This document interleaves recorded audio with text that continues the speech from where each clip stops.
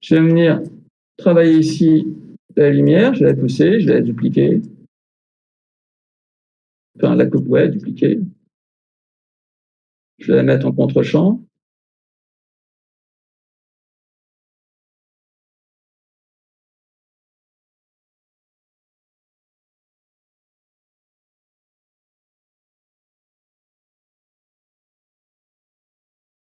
Et puis, je vais utiliser peut-être, soit un peu plus petit pot. La géométrie sera un peu plus complexe.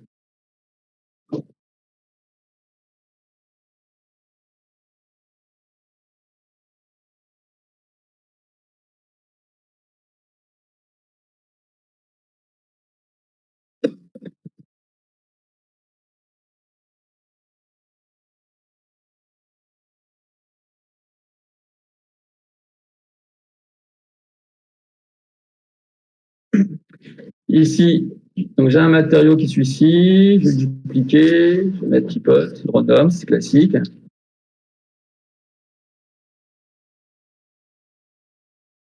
Indice de réfraction, indice donc de réfraction, je vais me mettre à 0.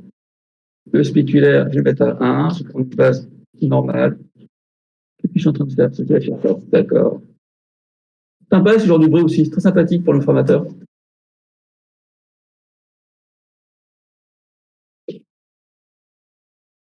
Alors,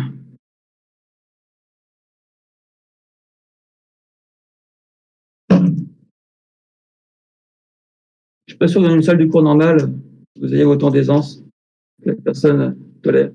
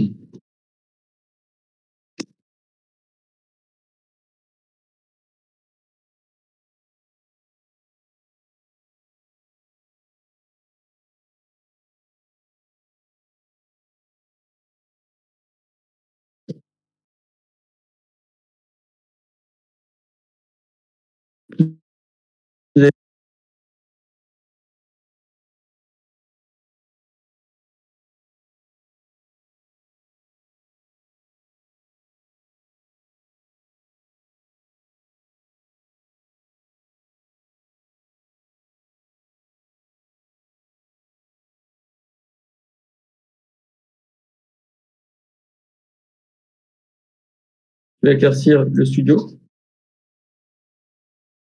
Le studio, c'est le sol. Le sol, comment j'ai réalisé pour casser la perspective. Comment est-ce que tu veux une photo normale, hein? Je fais un arrondi ici. Normalement, je travaille avec de points.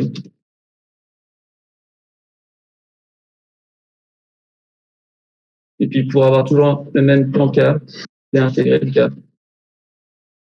Travailler par rapport au plan caméra, qui correspond effectivement à l'animation. Une fois que j'aurai mon plan caméra qui match, j'en bouge plus, j'anime en fonction du plan caméra, j'éclaire en fonction du plan caméra, je modélise, je texture en fonction du plan caméra.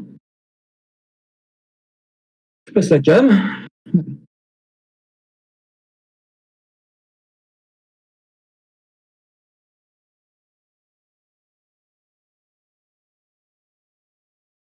D'un plan à un autre, je vais devoir, quoi qu'il arrive, changer les écrans. On ne fait jamais un éclairage valable pour tous les plans caméra qui vont se dérouler. Sur une perspective de tous les angles, ça ne sert à rien, parce que de toute façon, je vais en shooter qu'une seule. Si je shootais qu'un seul angle, donc je place une caméra, je détermine l'angle, je décide.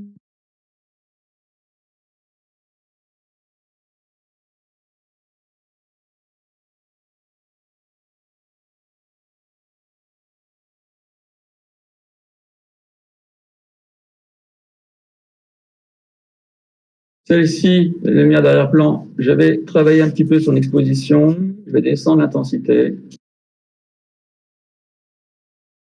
Voilà. Ne pas oublier que j'ai des réfractions légèrement sur le sol. C'est pour ça que ça te donne cette petite nuance un peu tôt. Je vais retirer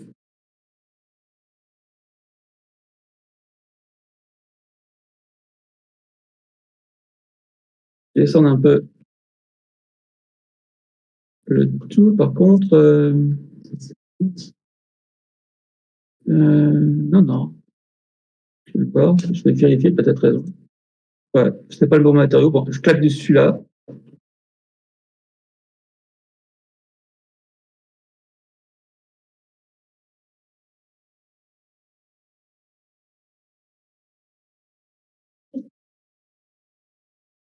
J'augmente la densité.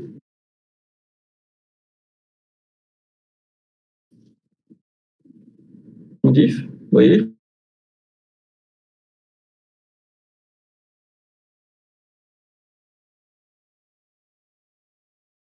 Mais pas la valeur du canal de diffusion.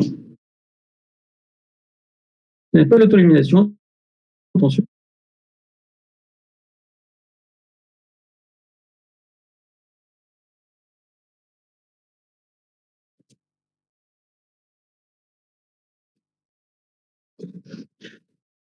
En fonction de votre carte vidéo, vous allez pouvoir travailler ici, dans le moteur de rendu. Je vais passer non pas en mode de production, mais en active shade. Attention, souvent, quand on passe, il rebalance en ligne de balayage. Donc, ne m'envoyez pas 10 000 messages en me disant « j'ai perdu Arnold ». Je ne comprends plus, ça ne marche pas. Vérifiez que vous passez en active shade. Vous avez réintégré Arnold. Balancez le rendu. Et là, je dis fenêtre, active shade. Si je clique sur la lumière et qu'en temps réel, je travaille sa luminosité, il va se mettre à jour en temps réel. On la déplace aussi. Bien sûr. Si je la déplace, voilà, je dépasse ma lumière. La caméra, pareil, mais comme j'ai fixé le plan cam. Et là, au lieu de appuyer sur F9 à chaque fois, ça va me mettre à jour la lumière. Là, je prends la lumière d'arrière-plan. C'est pas une géométrie. La géométrie, tu la déplaces. Bon, voilà.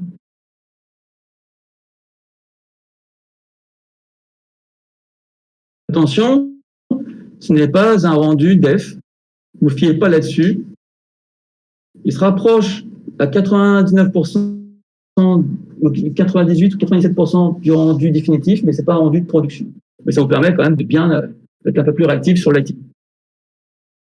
Alors, dans la version 2022, j'aurais pu l'ouvrir. On peut carrément l'avoir dans le viewport. Peut-être que j'ai là.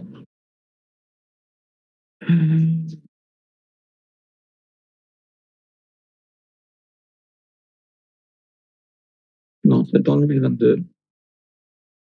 En 2022, vous faites clic droit sur la caméra. J'ouvrirai le 2022 plus tard. Vous faites Active Shade. Et là, vous avez pile petite fenêtre, c'est votre support qui devient dedans.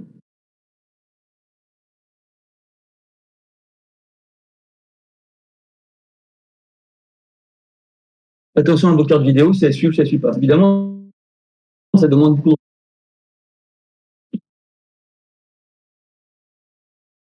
Bon, ça ne suit pas, ça se voit. Hein. Ça ne suit pas, ça se voit, ça se voit. Bah, ça se lance même pas.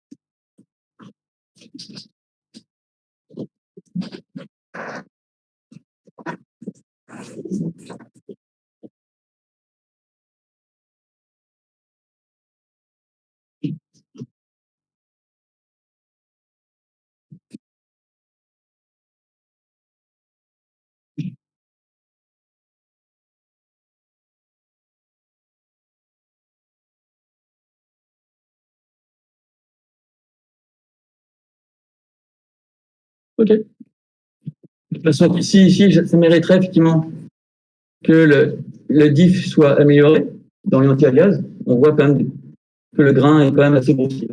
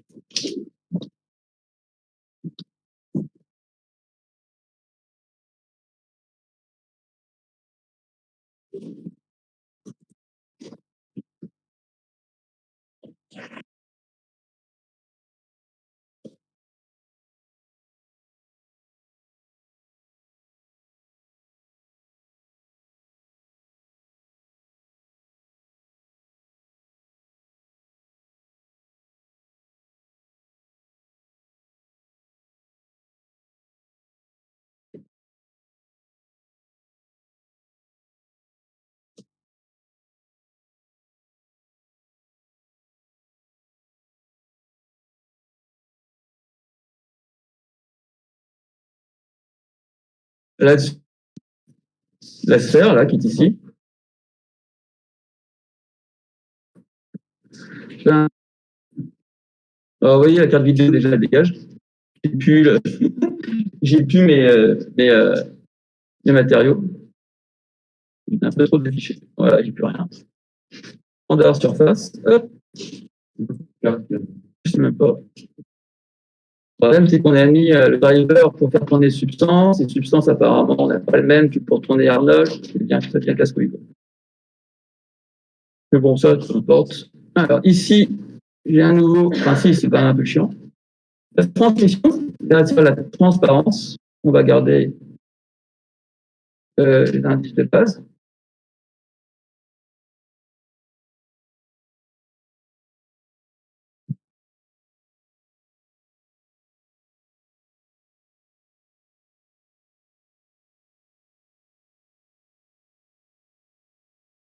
On va augmenter la transmission. Je vais appliquer sur la serre.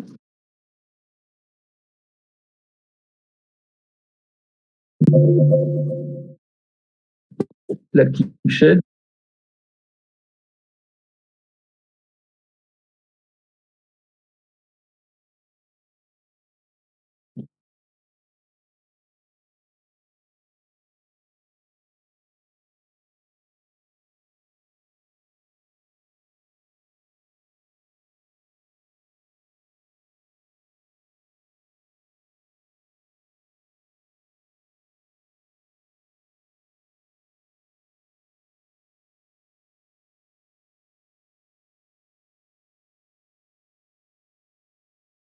avoir mes 2 fenêtres.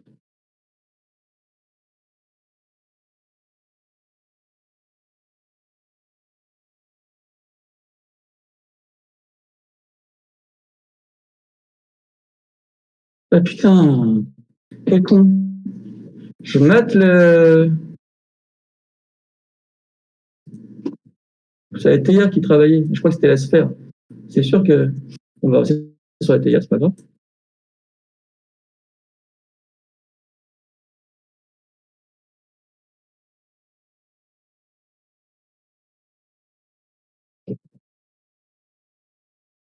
Maintenant, il fait chier, hein, je te jure. Donc, c'est pas grave, hein, on va dire comme ça. La transmission, voilà. La transmission, c'est-à-dire que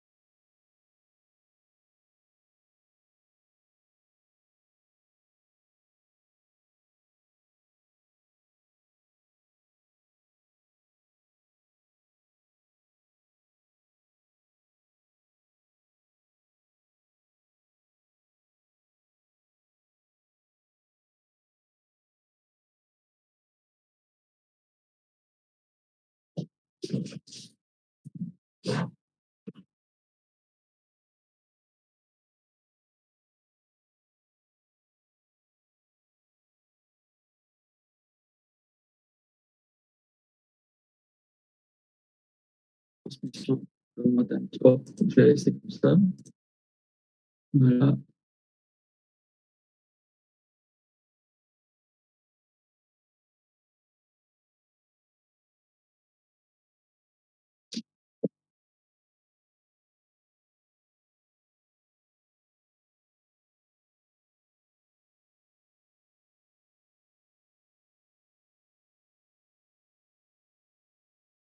J'ai pas vraiment ce que je veux.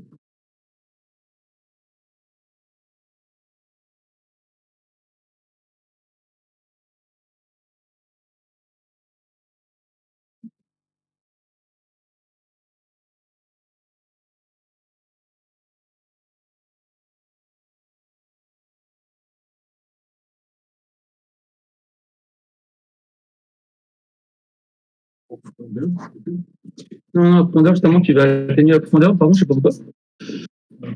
Normalement, c'est beaucoup plus simple que ça. Oui, non, attends, non, la profondeur, c'est pour amener. Ici, oui, mais ça, ça va pacifier plutôt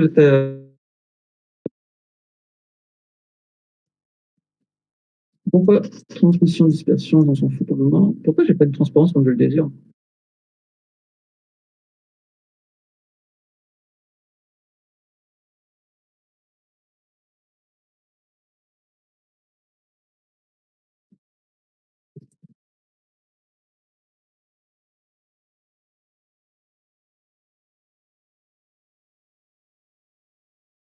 L'émission, bon, je l'ai là. L'émission, voilà, c'est l'auto-illumination. On va claquer une belle auto-illumination. Voilà.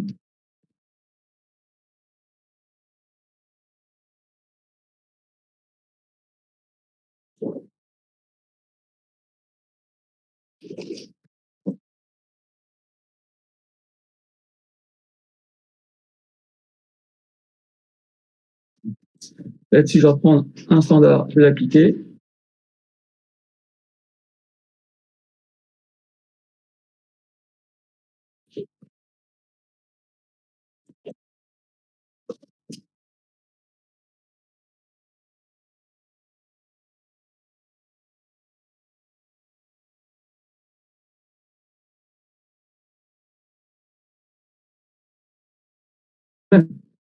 La transmission, vous voyez, c'est pas compliqué.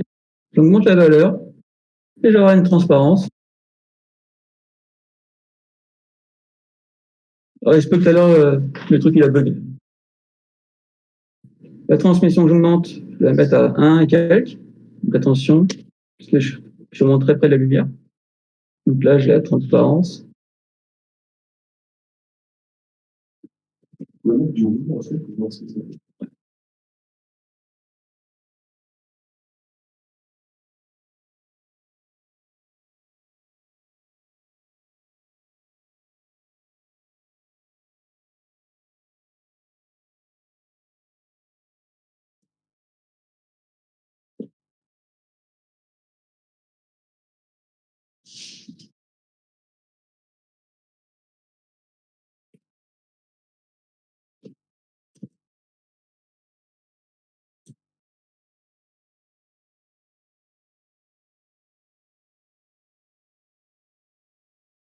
C'est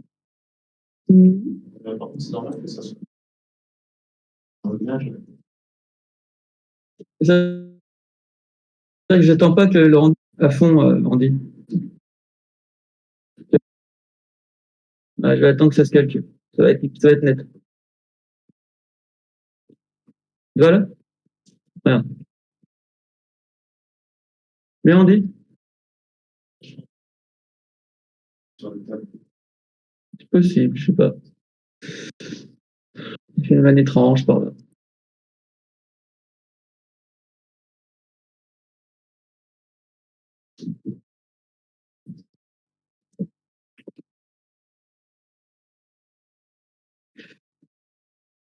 Là, pour revenir à la question de la profondeur. La profondeur, en fonction, la distance entre la première géométrie qui est ici et la dernière, va augmenter, ça va mettre, donc, si j'augmente une opacité entre la première,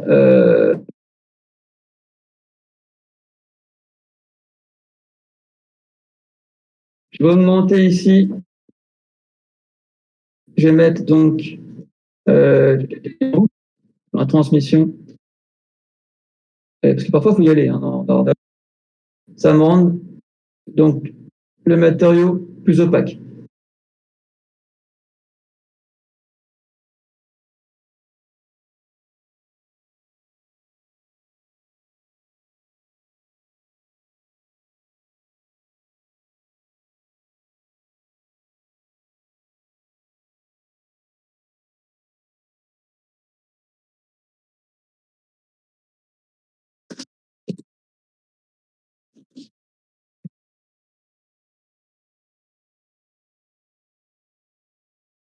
Là, je vais avoir un verre.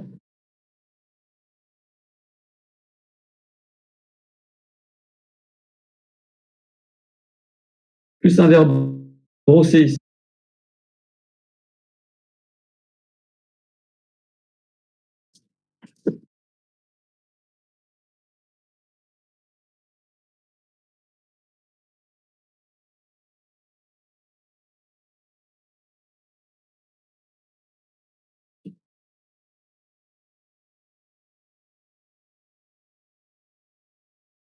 Puis bien la transparence du truc.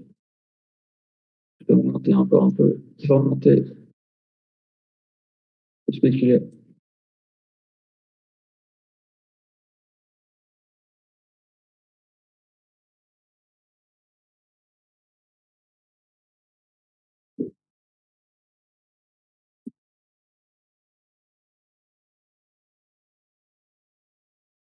Là, je commence à avoir une bille, vous voyez.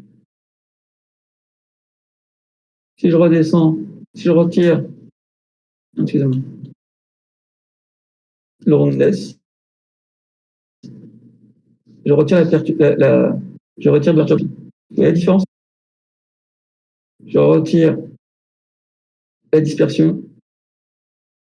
Et avec ça, je vais pouvoir régler le niveau de bruit, de perturbation dans ma transparence.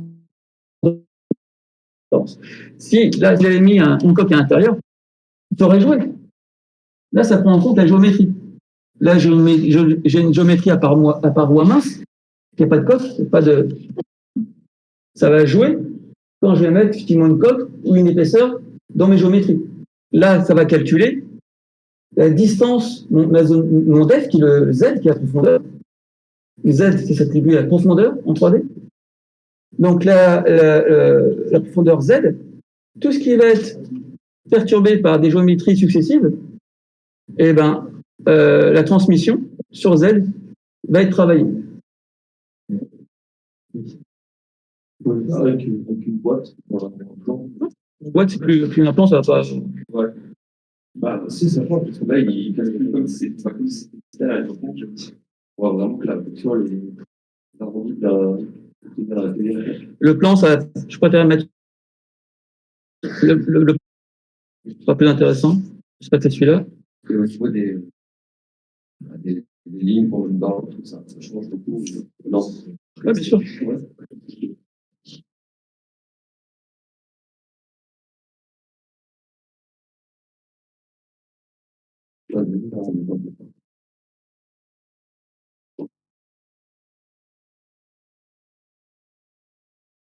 Je laisse faire des formes au maximum aussi. Hein.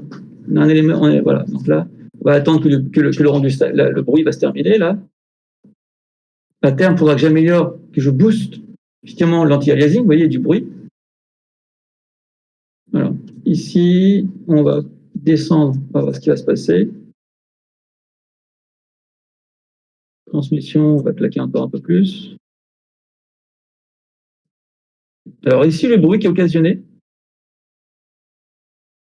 on va pouvoir le descendre, non pas avec Shader, mais avec, quand on va repasser en mode de production,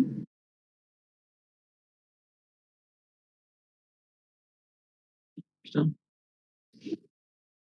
Ouais. L'active shade, parfois, on va pouvoir augmenter ici, dans le rendu final, et là, on verra dans le rendu final, donc vous verrez, le canal de diffusion, améliorer ici la transmission, j'en ai. Donc, si je veux que la transmission soit plus qualitative, sans toucher au canal de diffusion, sans toucher au précepte global de l'image, je vais augmenter ici la qualité de la transmission. Ça va m'améliorer le bruit qui est à l'intérieur. Sans toucher, sans augmenter le temps de calcul pour augmenter le travail de la diffusion sur mes géométries, bien qu'il y en aurait besoin. Non.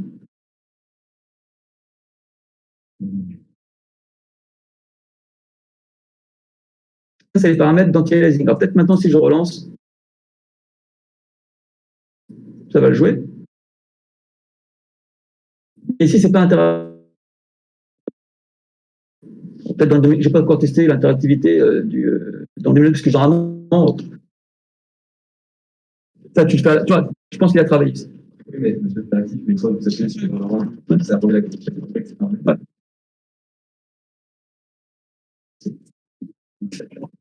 Si, je pense ça, voilà, du coup, le bruit va être généré par. Faites attention, j'anticipe les questions de Mathieu. Quand on a du bruit, j'attends que.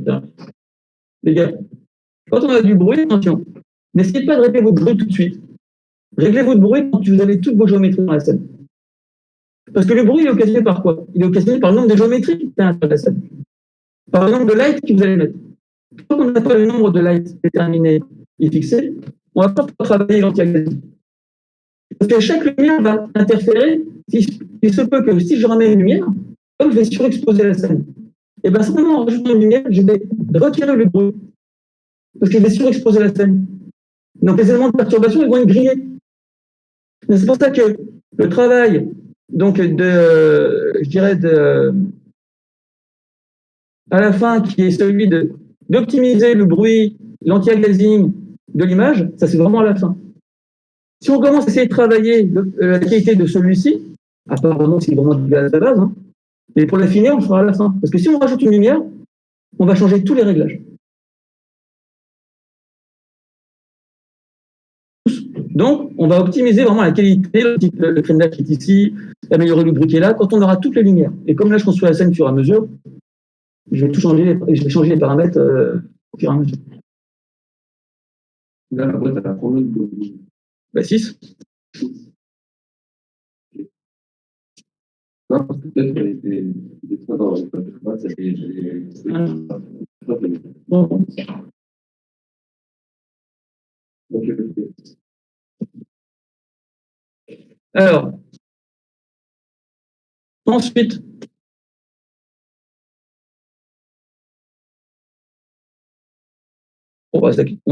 pardon.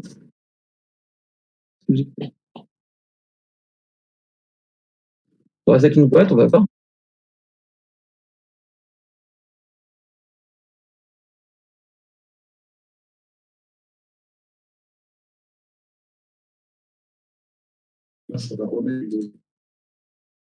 Ouais, on additionne donc une surface, on additionne des éléments, donc ça va changer les choses. Par contre, maintenant, très simplement, un matériau métal. J'applique sur ma géo. Ici, j'ai quelque chose qui s'appelle. Ici, je vais augmenter la valeur du metalness. Travailler avec le SPE.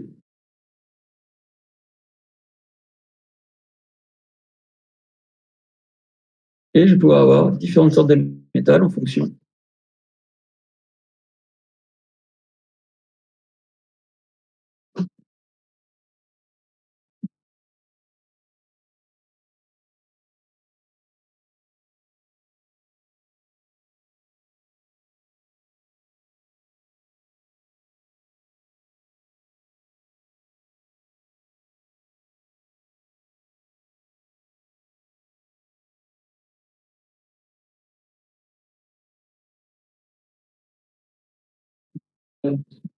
Quoi ouais. Donc ici, voilà. Alors par contre, il y a pas mal de bruit, parce qu'il y a pas mal de réfraction. Il faudra que j'améliore la finalité, le travail. C'est pas la transparence, là, c'est de la réfraction. Là, c'est une transparence. Là, je ne l'ai pas. C'est opaque. Alors évidemment, là-dessus, je ne suis pas plane. Je n'ai pas beaucoup d'éléments de réflexion pour travailler le métal. Et la géométrie n'est pas non plus.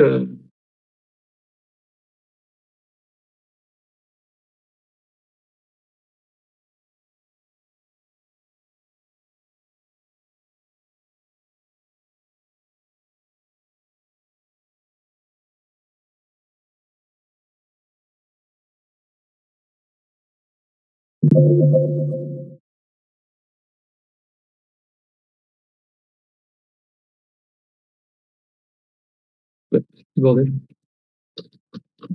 Ok.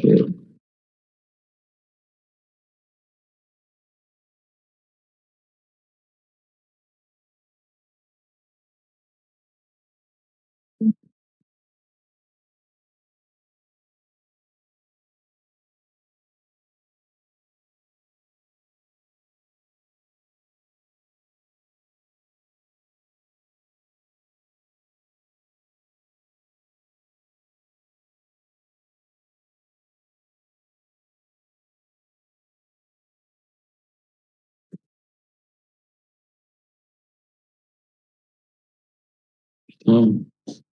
L'autre, il m'a fait la mise à jour tout à l'heure.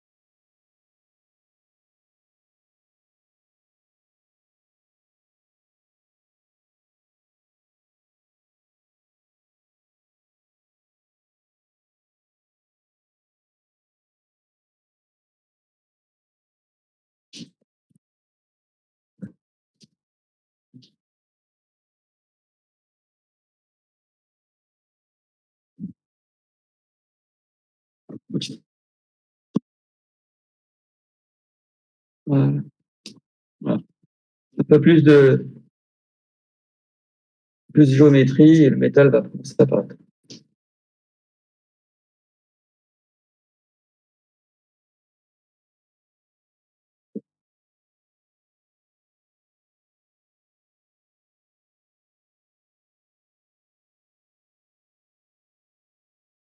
Après, on a ce qu'on appelle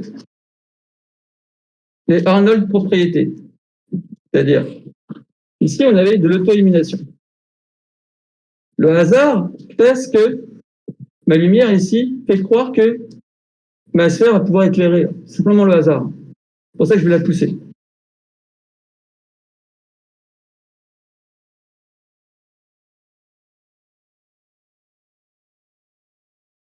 Jamais là.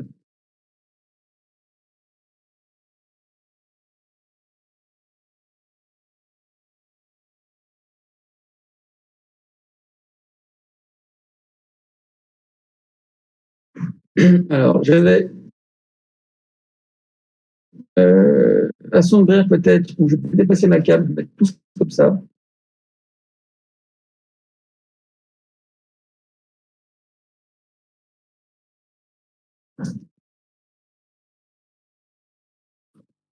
Lâcher les zones de sécurité.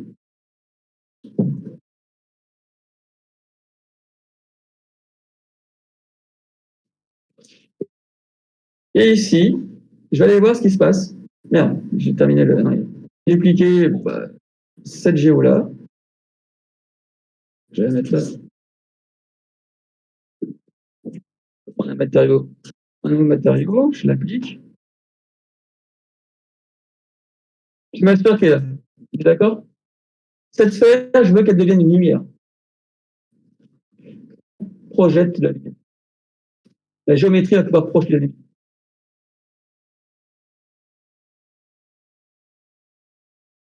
Pour cela, je vais ici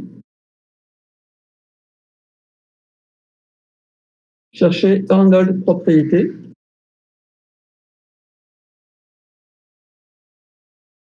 Et je vais demander, j'ai des paramètres de propriété ici.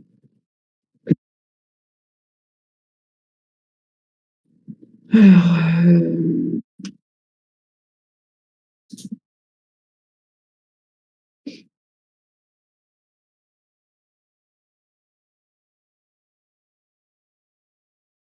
non, j'ai des conneries.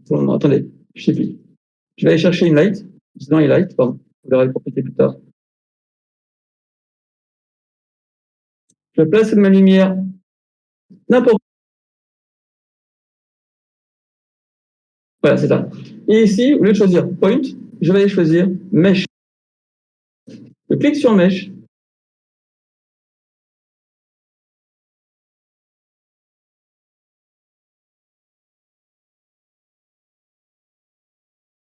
Et dans aucune, je vais cliquer sur aucune. Je vais me déplacer dans la scène. Je vais cliquer sur la géométrie. Et cette géométrie, sphère 0,5, peu importe où est située cette lumière, c'est la géométrie sauf lumineuse. Lumière.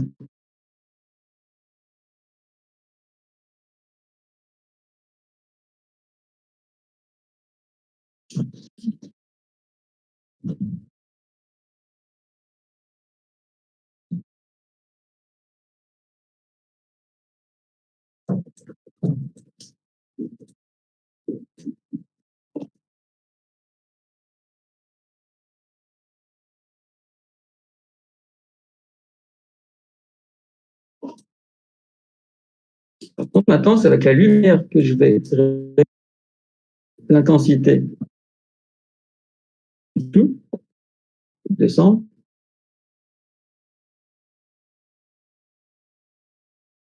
On peut voir qu'il est proche de. D'accord? Si je décide que cette lumière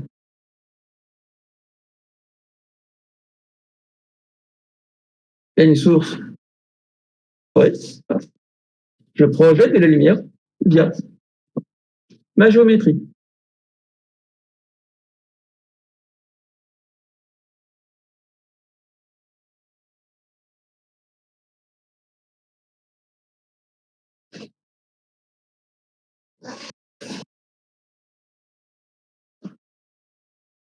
pour être d'accord.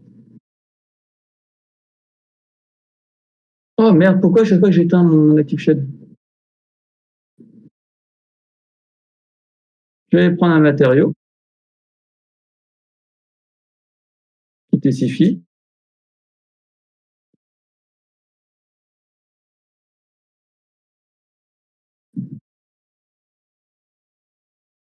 Bien. Émission qui est ici. La couleur, qui est la couleur, elle est là.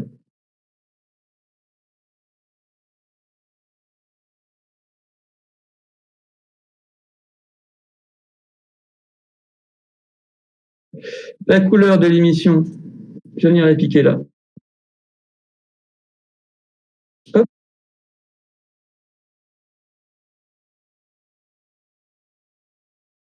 Normalement, elle a dû mettre à jour le tout. Ah, il y a les 0 pardon. Et effectivement.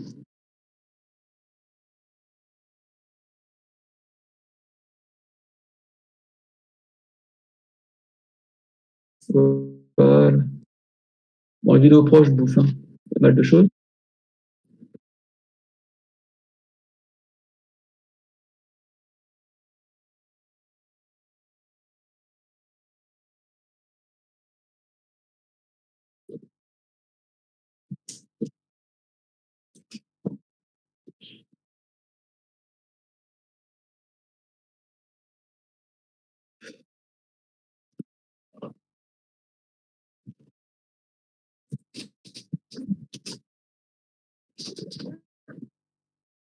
Ça veut dire tout simplement, imaginons que j'écrive du texte.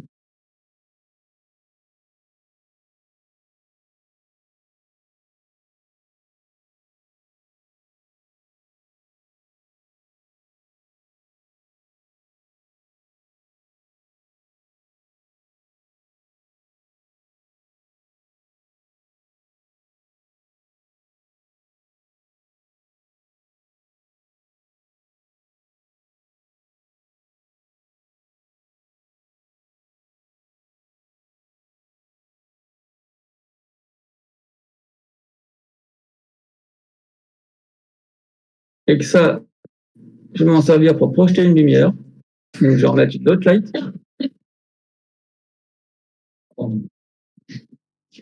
Oui, finalement. En load, en roll. Et voilà. Je la mets là.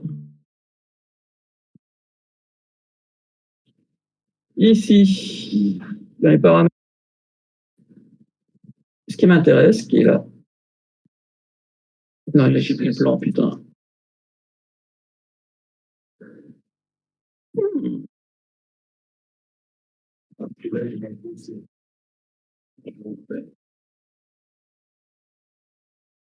Bon, le plan, je vais le geler parce qu'il va me fatiguer. Clic droit, propriété de l'objet, hop, gelé. Bing. Comme ça, je n'ai pas attrapé. Je recommence. Ah, évidemment, c'est pas un. Bon, je vais convertir le Arnold. Je vais le convertir en maillage. Je reprends le light. Texte. Voilà. Alors, Arnold. Ici, je vais mettre donc un bleu.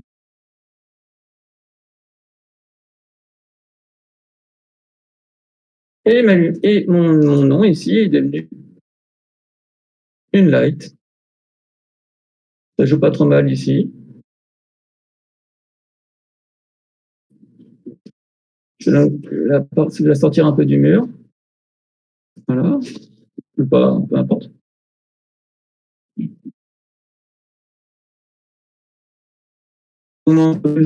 Évidemment, sa lumière. Alors, je prends la lumière, évidemment. Là, je vais augmenter l'intensité. Et je vais éclairer. Je peux éclairer. Je vais changer, je peux mettre du violet, tiens. C'est un peu violent. Une ambiance un petit peu étrange. On va mettre du bleu. Un peu bizarre.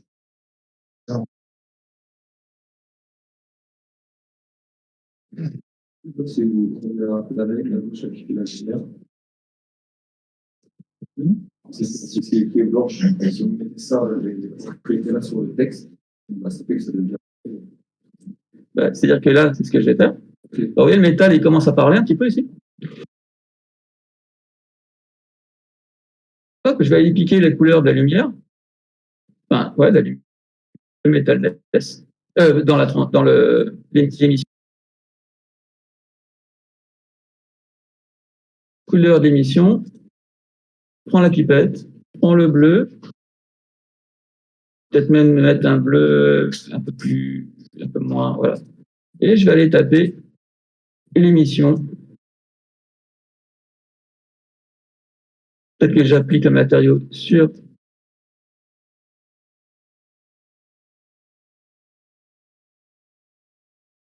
Et là maintenant, oh putain, je me bourre dans. Je suis plus là, je sais plus où je suis. C'est quoi celle-là? Émission. Non, n'importe quoi. C'est pas la lumière, c'est là. L'émission, je vais m'en sortir. Je vais la monter. Voilà.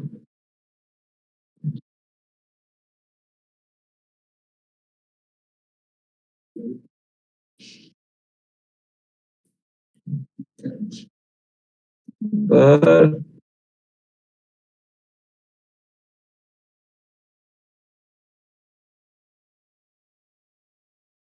Vous voyez comme c'est facile? C'est toujours pareil, ça. Quand c'est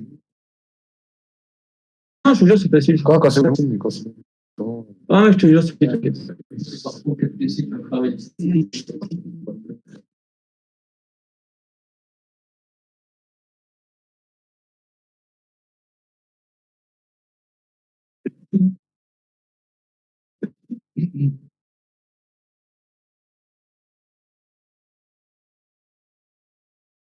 Je reviens sur mes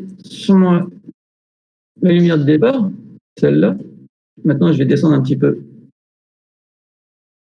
Voilà. On va mettre le tout un peu plus dans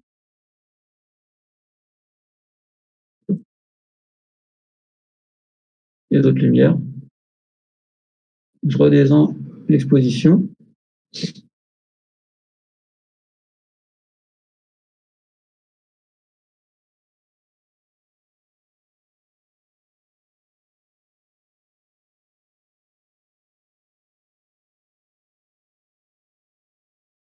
Je peux même travailler.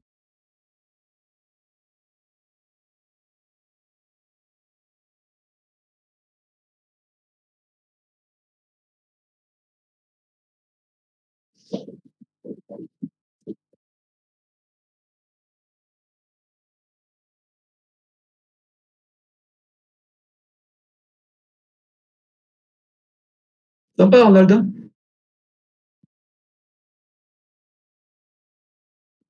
C'est bon.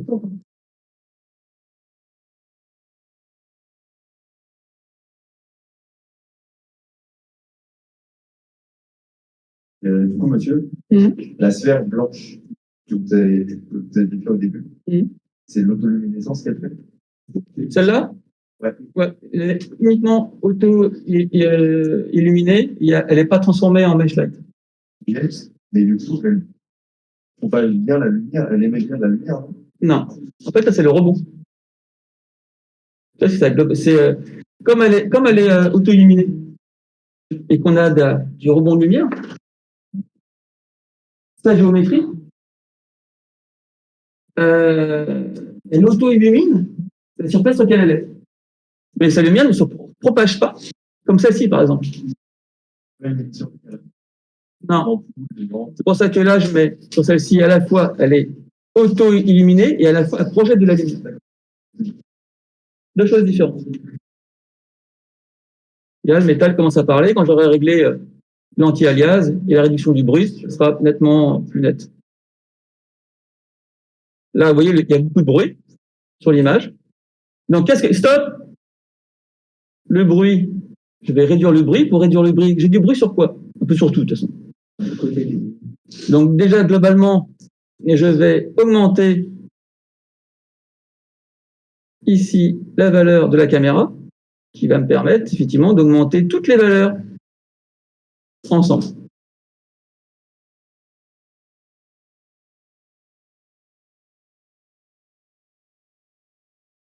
Évidemment, plus je vais monter ces valeurs-là, plus je vais avoir un temps de rendu long.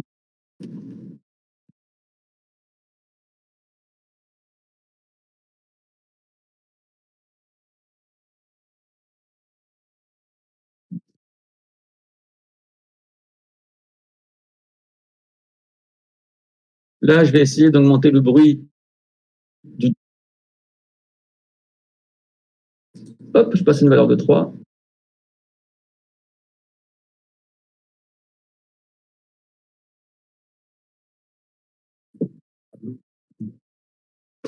C'est ça. La transmission, pareil, je vais augmenter. Pour augmenter la qualité de chaque c'est ce que j'ai effectivement le rendu qui me semble adéquat.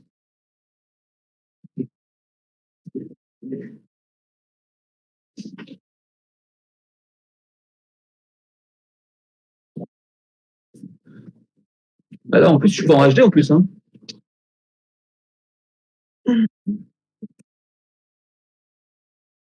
Donc c'est pour ça que le graphiste, il va faire le triple comme ça, puis il va passer ses slides, il va savoir, il va pas aller peut-être faire un rendu. Après, il envoie ça dans le pipeline. Il dit voilà, j'ai besoin d'un rendu pour demain. Le mec il dit ok, je te loue la fenêtre. Demain il revient, je remplis les fenêtres. Mais ça veut dire que pour pas perdre de temps, il faut savoir où on met les pieds. Si on fait un rendu, c'est une bonne chose. Pour chaque étape, pour la mode, il faut savoir où tu mets les pieds. Pour le texturing, avant même de commencer une mode, tu t'arrêtes ton plan, caméra, voir où tu vas placer le tout.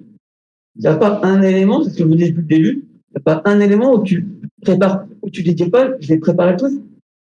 Et même quand tu prépares à fond le tout, il y a toujours des ajustements. Mais si en amont, tu ne prépares pas les choses, tu vas dépenser une énergie considérable et tu vas te perdre. Ici, évidemment, le côté sphérique m'aide à travailler les ombres portées. Si jamais j'ai pas d'ombre portée et qu'elle est dans le noir, j'ai besoin de ça, je vais retirer tous les polygones de derrière. En amont, j'optimise ma scène. Mais si je connais pas mon plan caméra, je peux pas le faire. C'est pour ça que le plus important, c'est le shoot. Il y a la position. C'est pour ça qu'on travaille avec des proxys. C'est ce que disait Andy. Des trucs, voilà, sur un film, tu vas envoyer ton caméra, tu vas le fixer avec des trucs qui sont pas terminés. C'est des trucs que tu as modélisés à l'arrache pour savoir si ton plan caméra il va être bon ou pas. Ton plan caméra il est bon, tu reprends tout et tu clean.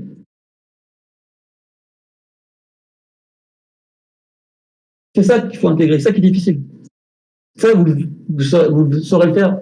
Vous ne saurez pas le faire tant que vous ne serez pas mordu les dents sur une première cinématique. Et plus vous allez faire de cinématique, plus ça va rentrer.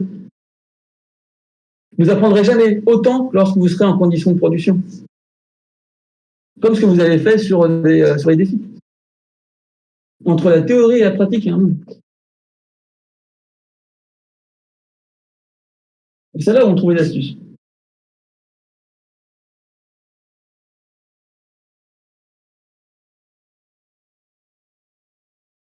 Et ça veut dire là que techniquement, vous enlevez les polygones à l'avant de la tête. Pas là, je m'en foutrais, mais pourquoi pas. Je veux dire, si le fait de retirer des polygones n'impacte pas la finalité de mon rendu, je les retire. Ça va alléger ma scène. Si je ne vois pas. Je n'ai pas modélisé ce que je vois pas. Si à la place, ici, admettons, ouais. Là, j'ai un truc en métal, d'accord? Je ne sais pas ce que ça doit, ça, on s'en fout. Je peux très bien avoir des boulons ici. Oui, de côté, s'ils ne sont pas impactés sur la réflexion de la sphère, je les retire. Ça me retire du poids de la scène. Ça me retire des rebonds de lumière, ça me retire des tas de choses. C'est pour ça qu'on va travailler par rapport à des plans. C'est pour ça qu'on a des vidéos qui sont des proxys avec des choses allégées, qui sont pas def, pour savoir justement ce qu'on va rendre def.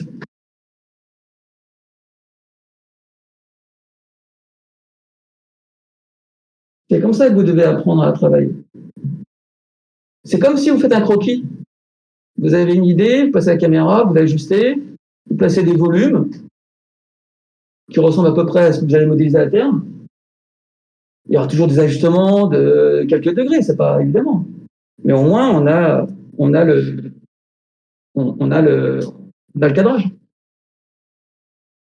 Si j'avais fait ça, voilà, la sphère, elle aurait beaucoup moins de polygones.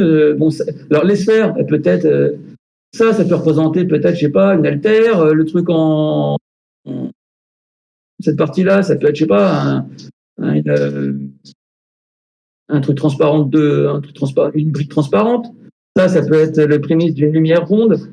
Je passe les volumes. Et après, je remplace par la modélisation. Final. Comme un croquis, je passe des volumes à droite à gauche. Pour effectivement cadrer le tout. Pour assurer mon cadrage. Une fois que j'ai mon cadrage, hop, j'y vais. Sur votre exercice de BD, à part le fait que pour le moment, c'est pas très grave parce que ça vous apprend à modéliser. Dans votre planche, vous devriez la faire avec comme ça des géométries très, très succinctes pour organiser votre planche, comment la cadrer. Une fois qu'on a la planche, le croquis de la planche en 3D, on se réfère au croquis de la planche et on modélise uniquement ce qu'on a placé dans le croquis de la planche. Là, je ne vais pas imposer parce que le fait de modéliser l'entièreté des choses vous fait avancer en modélisation pédagogiquement. Si on se lance en tant que professionnel sur une BD, on va imposer ce principe-là comme un croquis. Un gars, quand il fait une BD, il ne va jamais dessiner le dessin, il ne va jamais dessiner le fond, son personnage ou son arrière-plan.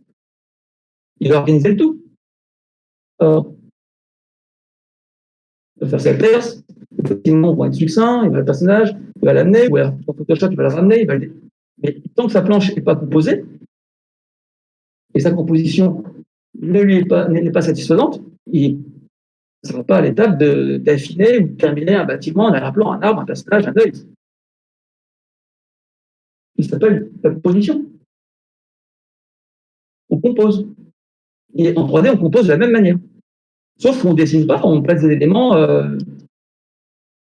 très succincts. Ça vous aide, effectivement. Souvenez-vous de l'exercice en skyline avec les bâtiments. Moi, je l'ai fait au fur et à mesure, parce qu'on est aussi dans une lignée pédagogique, on apprend rapidement. J'aurais fallu, de manière classique, prendre des cubes, les positionner, avoir le cadrage, dire OK, on fait les tests de lighting avec ces rectangles à 6 faces, on a le cadrage, on sait où les volumes sont placés, on fait un test de lumière en plus, on peut le faire en même temps. OK, notre cadrage est bon. Le cadrage, on envoie au mec qui va affiner la caméra, il a les proxys. Et on envoie le tout à un autre qui va modéliser les bâtiments, on lui dit bâtiment 1, bâtiment 2, tu fais ça, et puis on rentre. Ce qui nous permet de travailler des départements différents en même temps. Parce qu'on a un croquis de base en 3D. Oui. Le lighting n'est pas achevé par l'intégrateur. Je veux dire. Nous, on l'a fait, nous, comme ça. Parce qu'il a réduit un peu le. Non, le lighting, c'est pas l'intégrateur. J'ai donné un bloc supplémentaire. Parce que dans ce cas de figure-là, l'intégrateur est obligé de faire les éléments du décor déjà finis. Après, en plus, en fonction des boîtes, il y a des pareils différents. Là, on adapte le pipeline à la pédagogie aussi. Et puis, il y a notre équipe, et puis, de ressources. Tu vas chez Store, le pipeline est différent. Tes lumières, tu vas les peindre, parfois. Tu vas les mettre seulement dans un code de post-prod.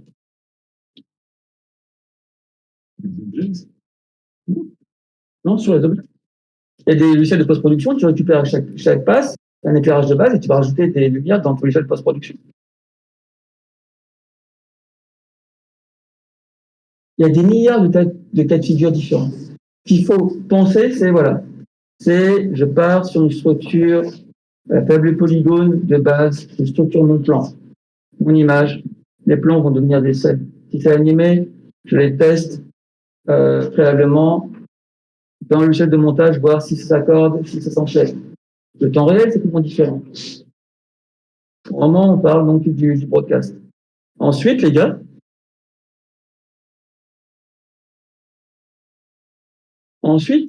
une fois que on a un croquis animé sur le logiciel de montage, on va passer par remplacer tout ce qui est de l'ordre donc du croquis par des éléments à haute définition. À l'époque de la 2D, quand les intervallistes ou l'animateur dessine les animations, il dessine ses poses, il dessine l'animation, mais il ne remplit pas la forme avant même de terminer l'animation. Vous vous souvenez?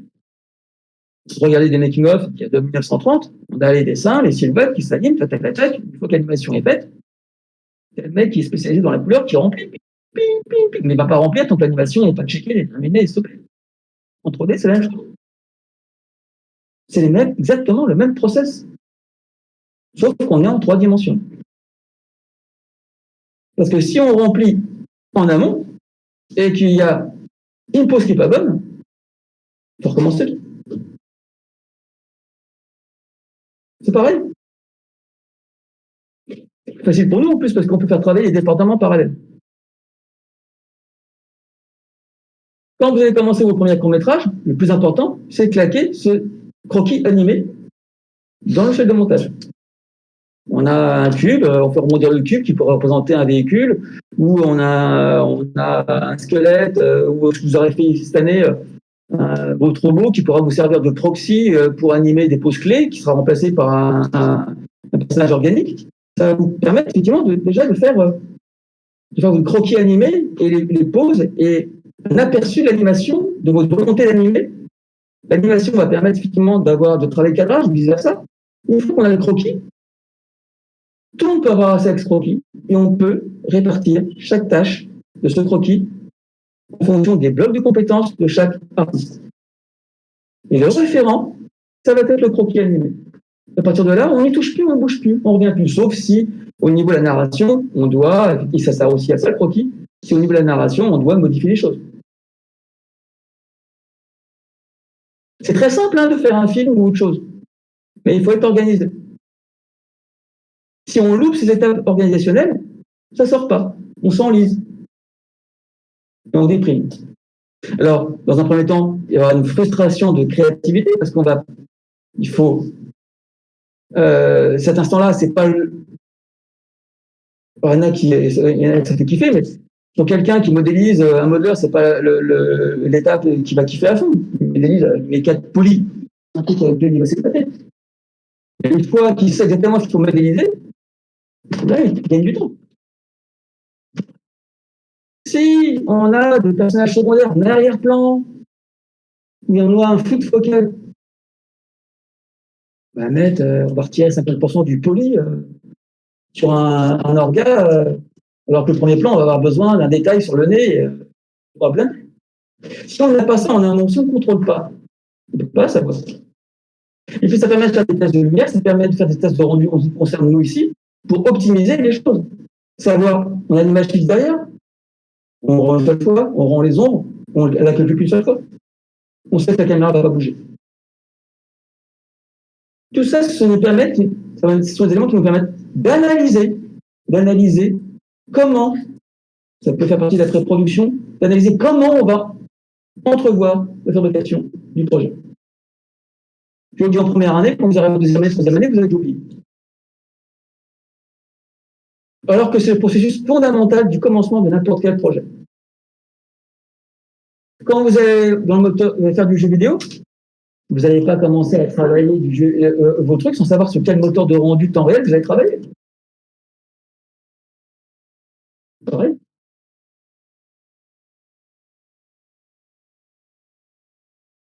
Donc ça, c'est très important.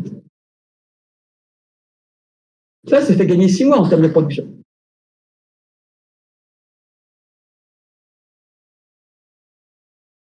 Et ça permet effectivement de remplacer quelqu'un s'il est malade.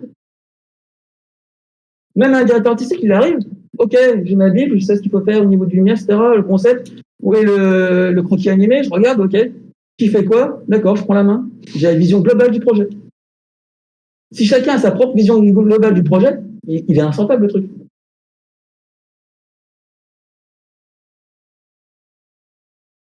Vous comprenez? Je vous vois fou, je peux me le mettre. Arnold, ça commence à rentrer un peu? Pour Arnold, c'est bon. Arnold. Oh, Arnold, c'est plus flamand, je sais pas, un truc comme ça. Arnold. Joli, c'est Arnold. En soi, que ce soit Arnold, Verret, c'est pas des moteurs de rendu compliqués, ils sont plus faciles que Scanline. Hein. Sauf qu'ils sont plus longs. Plus longs. Plus facile, parce que l'option se gère plus facilement. Ah ouais, et puis t'as pas 36 options. 36 options. Et puis, t'as des tas de scripts, des tas de shaders, tu peux télécharger. Quoi. Qui sont déjà des presets, tu télécharges, même là, je pense que t'as un milliard de chromes différents qui sont quelque part.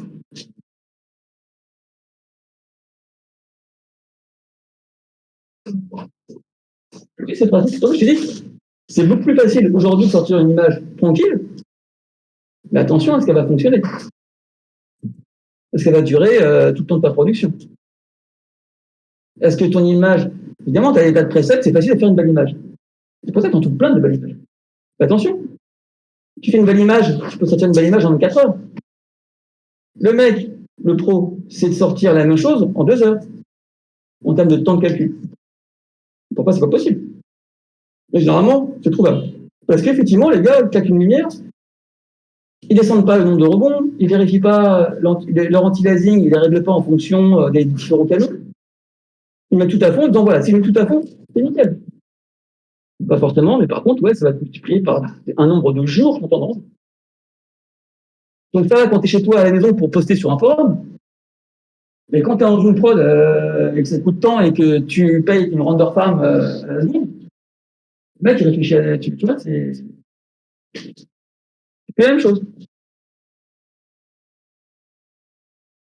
Et quand une boîte comme Framestore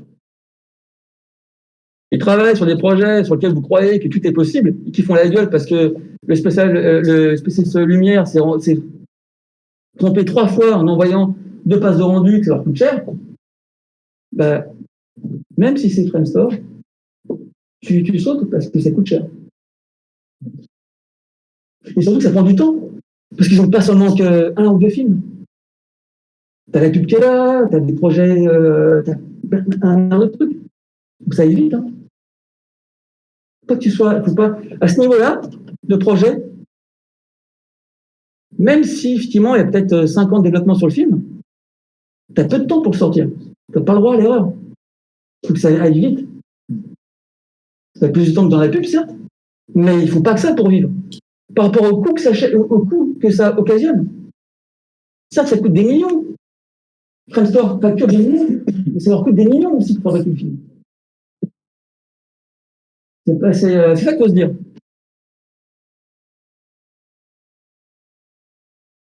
Donc la marge, il faut qu'elle soit là. C'est comme quand comme un épicier, il faut qu'il y ait une marge. Faut pas que tu plantes ta marge, quoi.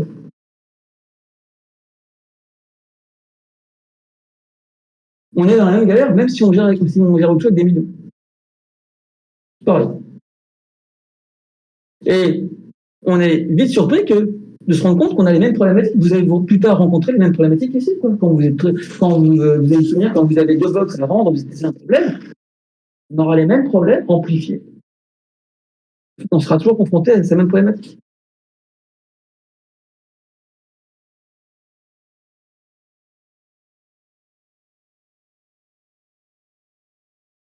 Pas de questions? Vous avez passé des bonnes vacances? Pas passé de bonnes vacances, je n'ai pas eu. Vous avez bien travaillé? Même pas, ça m'a fait chier.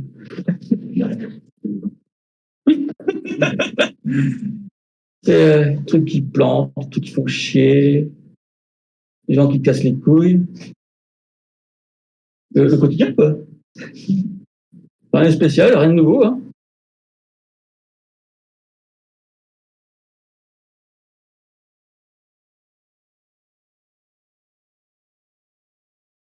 Ouais, je crois qu'ils l'ont tapé sur Randall, cette image.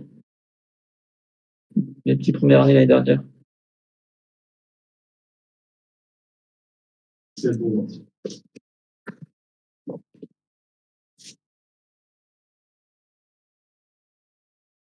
Puis sur le 9 et tu regardes, C'est 5. Bon, 5. Peut-être bien quelque chose, du moment de moi, c'est pour ça que je dors. Ça, je pense que c'est.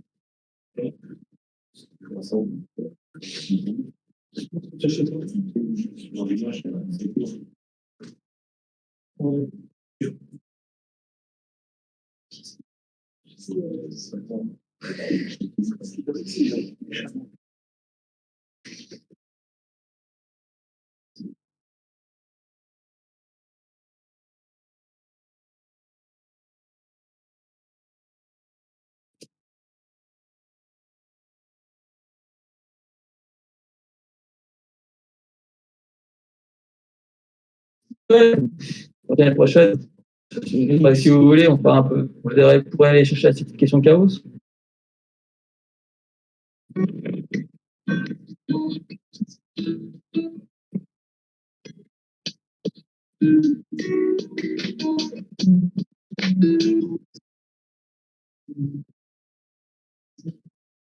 Si vous voulez. Du coup, c'est ça, avec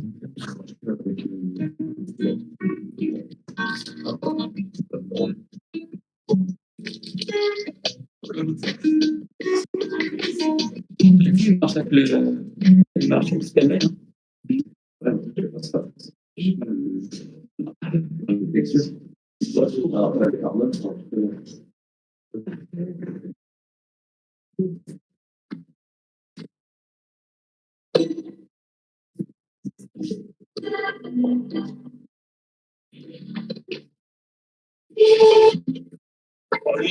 il monte sa base.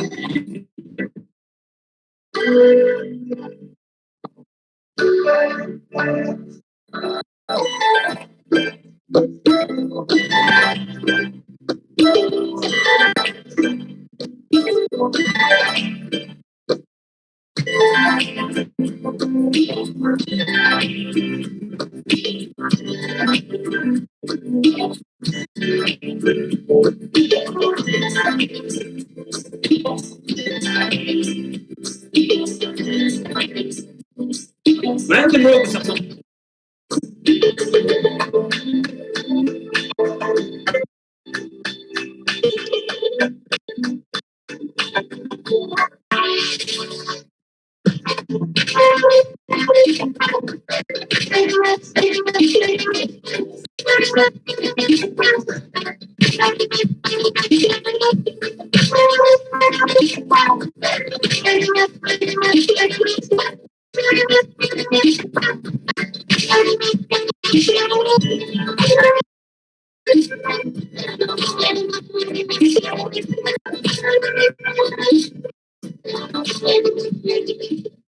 celui-là, il a pas d'expérience professionnelle, tu l'embauches quand même. Oui, il est embauché. Mais lui, s'il met en freelance, enfin, en auto-entrepreneur, il facture tout. J'avais Mathias, voilà, j'ai d'anciens étudiants pour monter leur boîte. Ils bossaient avec 3-4 graphistes. Si tu es diplôme et le prix, il a dégagé les 4 graphistes, il fait le boulot des 4 graphistes tout seul. Non, mais on veut tout ce qui est avec la suite, j'ai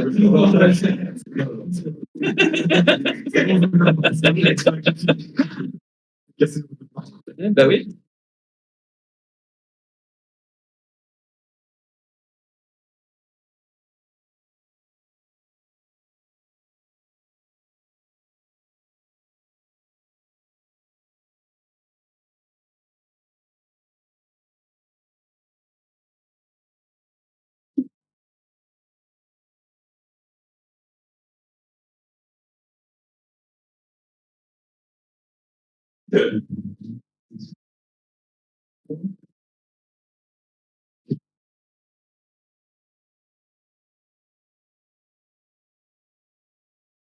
Dans le temps, tout ça.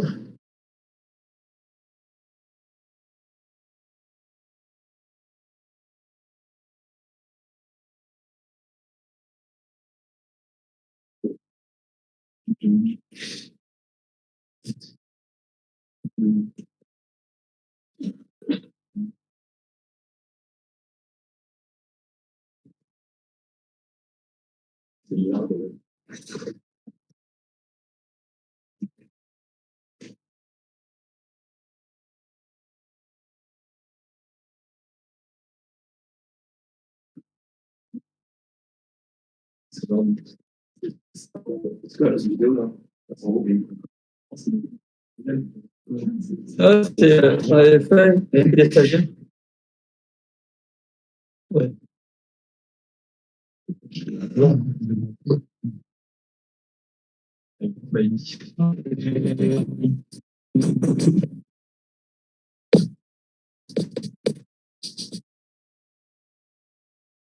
Bonjour tout le monde, ici Tom Kiris en direct de New York pour WeFM Radio. Je m'appelle Marky Ramon.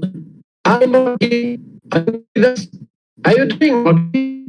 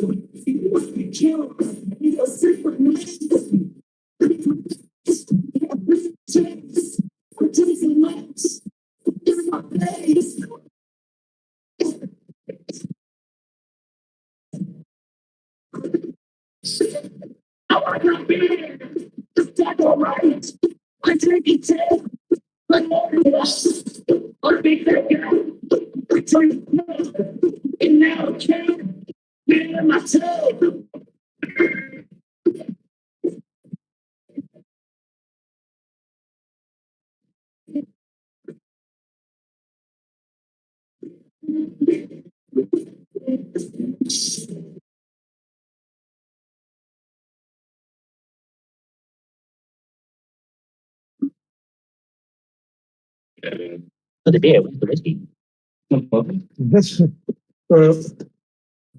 J'avais pris Loïs en stage. il a pris la vidéo. Alors, on avait mis 3 mois pour ça. 3 mois?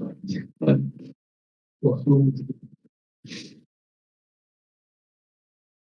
Oui. Ouais. Avec les cours.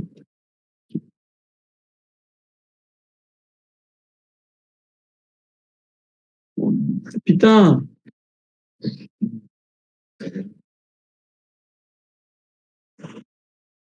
Ah, bah, la démo de.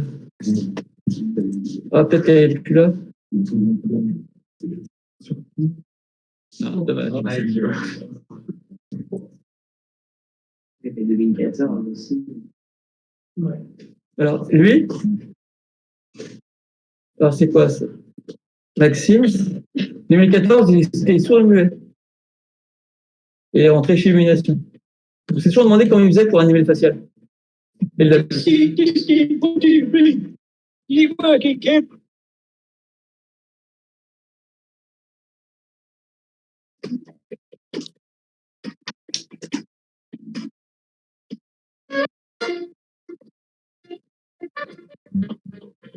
C'est une démo d'anime.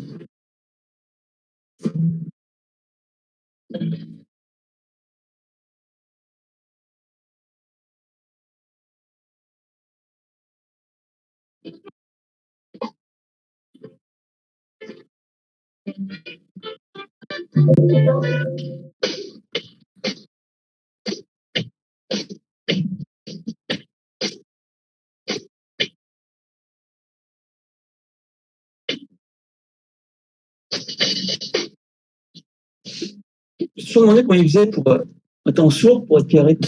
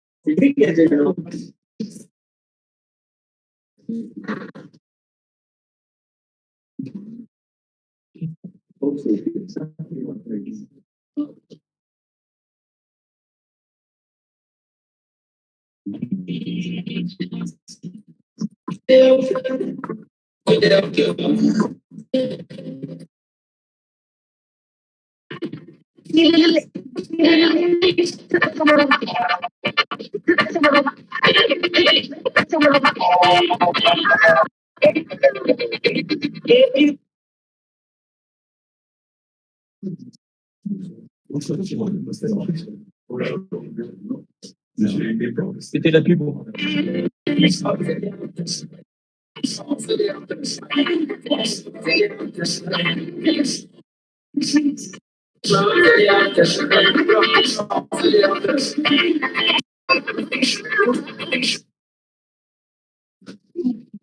Musique, par contre.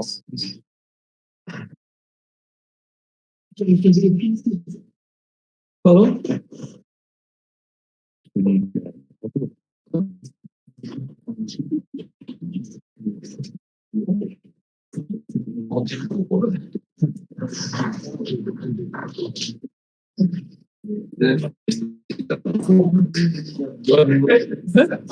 C'est ça, hein? Du camp. C'est à Londres. Ouais.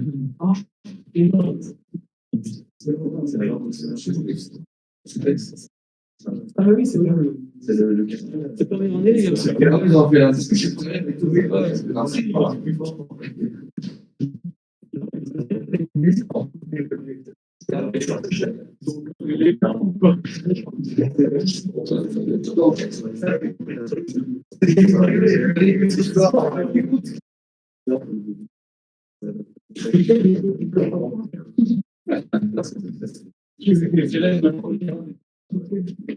Non, ouais.